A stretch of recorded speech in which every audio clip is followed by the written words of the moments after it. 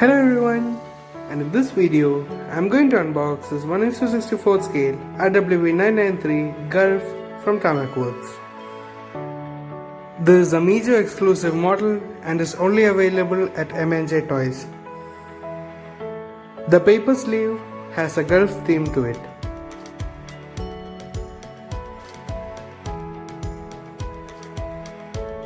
It also includes the collector's card, and since this is a special edition, it's limited to 2500 pieces, and this is car number 2257.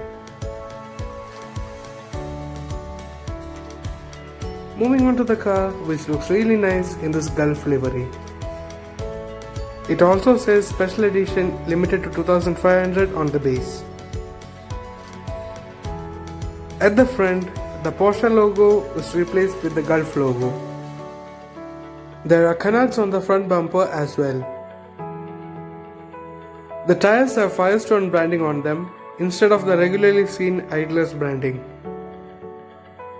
It also has a number 20, a Gulf logo and a Gulf Rowell writing on the side, and there is a canard wing on the rear fender. There is an RWB logo on the engine cover and a Gulf Rowell writing on the rear bumper. The rear wing also looks really nice. There is the number 20 decal on the rear fender on this side, which is not present on the other side.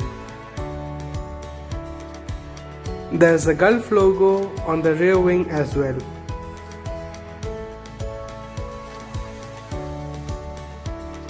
The wipers are separate and are not molded in with the windshield. I can't show you the interior now as the windshield is tinted and you can't see anything through it. There is a Rowell banner on top of the windshield. I'll show you the interior soon when I remove the car from its base. The rear view mirror have chrome inserts in them and they reflect really well. The base also has a Gulf theme to it.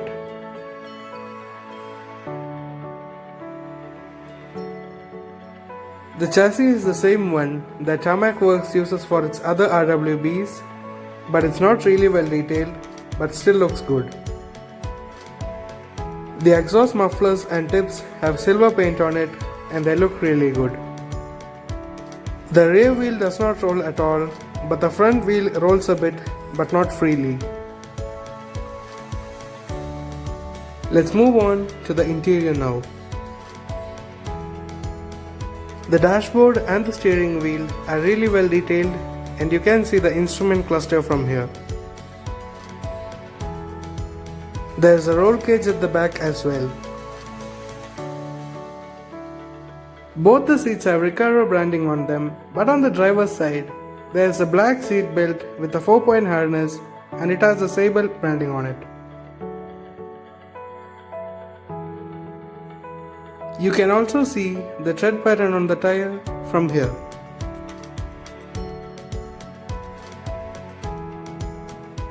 Moving on to the tinted windshield, you can see through it only when there is a really bright light behind it.